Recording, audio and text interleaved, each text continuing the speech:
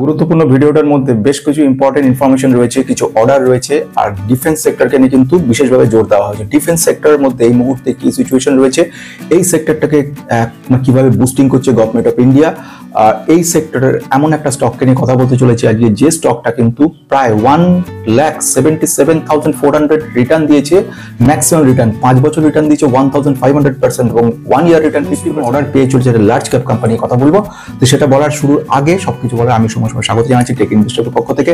নতুনরা সাবস্ক্রাইব করে রেখো বিভিন্ন রকম ইনফরমেশন নিয়ে, আর কালকে চেষ্টা রাখছি কাল বা পরশু দিনের মধ্যে একটা স্পেশাল ভিডিও আনার চেষ্টা করছি, যেটা হচ্ছে ওই চ্যানেলে বেস্ট ইনভেস্টর বলতে, ওটা সাবস্ক্রাইব করে রেখে দিও, নজর রাখবো। তার মধ্যে প্রথম হচ্ছে যে বিষয়, সেটা হচ্ছে রিজার্ভ ব্যাংক অফ ইন্ডিয়া থেকে রেট কাট করার কথা রয়েছে। রেট কাট করার পর ইনভেস্টরদের একটা বুস্টিং হওয়ার সম্ভাবনা রয়েছে। 25 ডিপিএস রেট কাট হওয়ার সম্ভাবনা সব থেকে বেশি যাবো। এফআইআই কিন্তু কন্টিনিউ বাইং করেছে, মানে কিনে চলেছে। আমরা দেখতে পাচ্ছি পজিটিভ সাইড আস্তে আস্তে মুভ করছে, তার একটা ইম্প্যাক্ট দেখতে পাচ্ছি। সেকেন্ড ওয়ান যেটা কথা বলবো সেটা হচ্ছে পজিটিভিটি দেখতে কেইসি ইন্টারন্যাশনাল একটা বড় অর্ডার পেয়েছে। অর্ডারের পরিমাণ 2,211 কোটি টাকার একটা বিশাল অর্ডার রয়েছে, এবং এটার একটা পজিটিভ কর্পোরেশন আমরা নাম শুনেছি, সেই কোম্পানিটাও কিন্তু একটা বড় অর্ডার পেয়েছে, প্রায় 450 ক্রোর্স এর একটা অর্ডার এসছে। এগুলো আলটিমেটলি ফিউচারে গিয়ে কিন্তু বুস্টিং দেখবো। এখনই কোনো রকম চেঞ্জেস আমরা দেখব। যে ইন্টারেস্টিং পয়েন্ট দেখো সেটা হচ্ছে ডিফেন্স সেক্টর। ডিফেন্স সেক্টরে কিন্তু আমূল পরিবর্তন করে চলেছে। বিগত 10 বছরের ডেটা যদি দেখা যায়, দেখবেন আপনারা যে কনস্ট্যান্টলি মুভ করে দিয়েছে, মানে আগে যে সিচুয়েশন ছিল তার থেকে র্যাডিক্যালি সিগনিফিকেন্ট আমরা যাকে বলা ট্রান্সফরমেশন দেখতে পেয়েছি। ডোমেস্টিক ইমপ্রুভমেন্ট এবং সঙ্গে সঙ্গে এক্সপোর্টও কিন্তু প্রচুর পরিমাণে। আমি যদি ফাইন্যান্সিয়াল 2024-25 দেখি, 193 নিউ অর্ডার্স কিন্তু এরা পেয়েছে ফাইন্যান্স থেকে ডিফেন্স সেক্টরে, এবং তার পরিমাণ 2.1 ট্রিলিয়ন রয়েছে। এবং এটা কিন্তু অ্যাকুইজিশন কাউন্সিল প্রায় 54,000 ক্রোর্সের প্রচুর পরিমাণে অর্ডার কিন্তু এক্সিকিউশন করার পারমিশন দিয়েছে। এই পারমিশন পাওয়ার পরেই কিন্তু ডিফেন্স সেক্টরগুলো মুভমেন্টটা শুরু হয়। এই ব্যাপারে এমটার টেকনোলজি নিয়ে যেখানে বলেছে সেখানে ডিটেলস বলেছি। এখানে শুধু গুরুত্বপূর্ণ পয়েন্টগুলো বলার, একটা হচ্ছে T-90 রাশিয়ান ট্যাঙ্ক, সেগুলোকে ইমপ্রুভমেন্ট করার জন্য চিন্তা ভাবনা চলছে, তার উপরে কাজকর্ম চলছে। সেকেন্ড ওয়ান সেটা হচ্ছে বরুণাস্ত্র একটা টর্পেডো, যেটা সমুদ্রের তলদেশে থেকে সাবমেরিন থেকে তাক করে বড় বড় জাহাজ, যেগুলো ডিফেন্স যুদ্ধ জাহাজ, তাতে টার্গেট করানো হয়। সেই ব্যাপারে কিন্তু রিসার্চ লেভেলে কাজ চলছে, এবং ফাইন্যান্স অ্যালোকেশন, বাজেট অ্যালোকেশনে কিন্তু আমরা ইমপ্রুভমেন্ট দেখেছি। সেটা 6.80 লাখ ক্রোর্সে চলে এসেছে, গতবারের থেকে 9.5% কিন্তু ইমপ্রুভমেন্ট হয়েছে। মিনিস্ট্রি অফ ডিফেন্স বলে একটা স্পেশাল ভাবে মিসাইলস রয়েছে, যেগুলো লো রেঞ্জ টু মিড রেঞ্জে কাজ করে। সেই আমরা দেখেছি এটাকে পাকিস্তানের যখন যুদ্ধ হয়েছিল, সেখানে আকাশতীর কিন্তু স্পেশাল কাজ দিয়েছিল। S-400 রাশিয়া থেকে এসেছিল, এবং আকাশতীর আমাদের এখানকার ছিল। এখানকার সিস্টেমটা ভারত ইলেকট্রনিক লিমিটেড, তারাও কিন্তু অ্যামুনিশন ডেভেলপমেন্ট এই ব্যাপারেও কিন্তু প্রচুর কাজ চলছে। ইনফ্যাক্ট আপনি জানেন কি জানেন, আমেরিকা থেকেও প্রচুর অর্ডার এসছে এই অ্যামুনিশনের ব্যাপারে। সেখানেও কিন্তু অর্ডারটা সিভি বা ফিউচার এক ধরনের কমব্যাট ভেহিকলস এরা তৈরি করছে নেক্সট জেন লেভেলে। তার উপরে কিন্তু ইন্ডিয়া রিসার্চ কাজ কমপ্লিট এবং ইমপ্লিমেন্টেশন ব্যাটেল ট্যাঙ্ক তৈরি করেছে। এই ব্যাটেল ট্যাঙ্কগুলো কিন্তু নেক্সট জেন লেভেলে আর্টিফিশিয়াল ইন্টেলিজেন্স দেওয়া, এগুলো খুব যুদ্ধক্ষেত্রে প্রচুরভাবে সাহায্য করবে। এক্সপোর্ট দেখি, এক্সপোর্টে কিন্তু গভর্নমেন্ট অফ ইন্ডিয়া প্রচুর বড় জায়গা নিয়ে আছে। কেন বড় জায়গা নিয়েছে সেটা নিয়ে বক্তব্য রয়েছে। তার প্রথম কারণ হচ্ছে একটাই, সেটা হচ্ছে এক্সপোর্টের ক্ষেত্রে যত এগোচ্ছে ইন্ডিয়া, আমরা জানি অগ্নি মিসাইলে ইন্দোনেশিয়া, আর্মেনিয়া, সিঙ্গাপুর প্রচুরভাবে অর্ডার দিয়েছে। প্রেজেন্টলি আরো বেশ বছর ফাইন্যান্সিয়াল 2024-25 দেখবো 23,622 কোটি টাকার কিন্তু অর্ডার এসছে, যেটা গত বছর ছিল 15,223। এবার আসবো ব্যাপার, সেটা হচ্ছে কোন স্টকটা নিয়ে কথা বলছি। ডিফেন্স সেক্টরে স্টকটার কি নাম, ভারত ইলেকট্রনিক লিমিটেড। একটা অসাধারণ কোম্পানি, মার্কেট ক্যাপ 2,86,000 কোটির, অর্থাৎ একটা লার্জ ক্যাপ কোম্পানি। কোম্পানির রিটার্ন কিন্তু অলরেডি আমাদের দিয়ে দিয়েছে হিউজ। আমরা ওই রিটার্ন এক্সপেক্ট করবো না, আমি আগেও বলেছি এখনো বলছি, পাস্ট রিটার্ন কখনো ফিউচার রিটার্ন হতে পারে না অবশ্যই। কিন্তু এই কোম্পানির এত অর্ডার পাচ্ছে, যেগুলো আলটিমেটলি আমাদেরকে কিন্তু সবসময় একটা ভালো মাপের বড় রিটার্ন কিন্তু ভবিষ্যতে দিয়ে যাবে। আমরা কখনো, এটা তো মার্কেট মানে জুয়া খেলা না, যেখানে আমি যা খুশি ইনভেস্ট করলাম, আজকে 100 টাকা ইনভেস্ট করলাম, কালকে 1 লক্ষ টাকা হবে। নো, একটা লং রানে গিয়ে একটা স্ট্যান্ডার্ড রিটার্ন কিন্তু পাওয়া যায়। 1 লক্ষ% রিটার্ন দিয়েছে মানে আগামী দিনে 2 লক্ষ% রিটার্ন দেবে না, এমন কোনো কিন্তু কথা নেই। কোম্পানিটা কি কাজ করে, ভারত ইলেকট্রনিক লিমিটেড, যদি এক লাইনে বলতে চাই, এরা ইলেকট্রনিক পার্টসগুলো তৈরি করছে, যেটা ইন্ডিয়ান ডিফেন্স সেক্টরের কাজে লাগছে।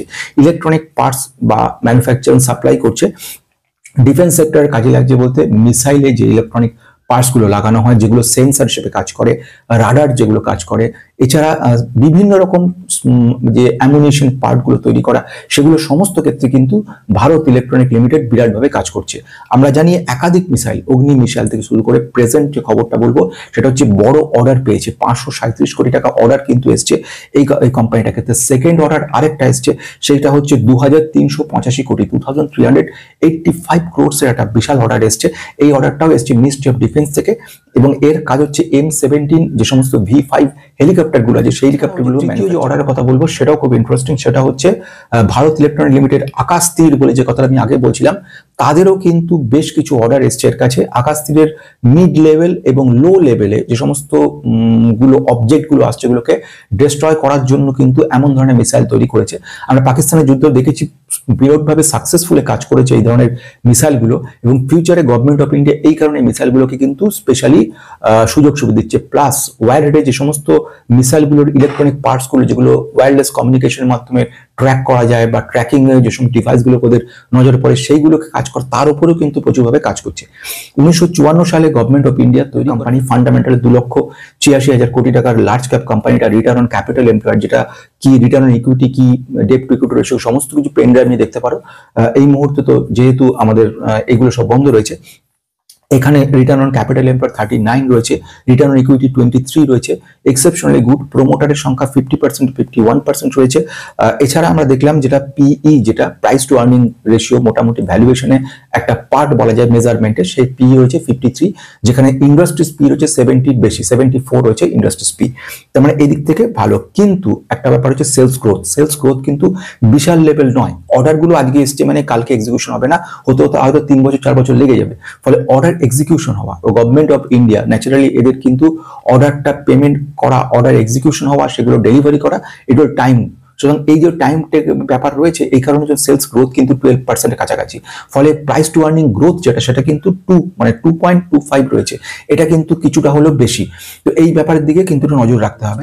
আমরা রেজাল্ট, ইয়ারলি রেজাল্ট, তাহলে আরেকটা কনফার্মেশন পাওয়া যাবে কোম্পানিটা সম্পর্কে। যেরকম গত বছরে 2024 সালে এদের যে রিটার্ন ছিল, মানে রেভিনিউ গ্রোথ ছিল, তার পরিমাণ ছিল 8,560 কোটি, 8,560 ক্রোডস। সেটা কিন্তু এই বছরে হয়ে গেছে 9,150 ক্রোডস। এটা খুব ভালো জায়গা। যদি লাস্ট কোয়ার্টারে দেখি, গত 3 মাস আগে আমাদের রেভিনিউ কেমন ছিল, রেভিনিউ ছিল 5,790 কোটি। তার মানে যদি ইয়ার অন ইয়ার বেস থেকে 8,500 থেকে বেড়ে হয়েছে 9,100, আর যদি কোয়ার্টার দেখি সেখানেও দেখবো 5,700 থেকে 9,000 হয়েছে। কোয়ার্টার অন কোয়ার্টার বেসে হিউজ জাম্প, ইয়ার অন ইয়ার বেসে জাম্প হয়েছে। নেট প্রফিট চলে আসবো, নেট প্রফিটও কিন্তু এক্সেপশনালি গুড রয়েছে। নেট প্রফিট আগের বারে ছিল গত বছর 1,797 কোটি, 1,797 ক্রোডস, সেটা এবারে কিন্তু জাম্প করে হয়ে গেছে 2,127 ক্রোড। লাস্ট কোয়ার্টার যদি দেখিস দেখবো 1,300 কোটি, 1,300 কোটি, অর্থাৎ 1,700 কোটি ছিল গত বছর, এবারে হয়েছে 2,100 কোটি। গত কোয়ার্টারে কি ছিল 1,300 কোটি, সেখান থেকে 2,100 কোটি। ইয়ার অন ইয়ার বেসে জাম্প করেছে, কোয়ার্টার বেসে হিউজ জাম্প করেছে।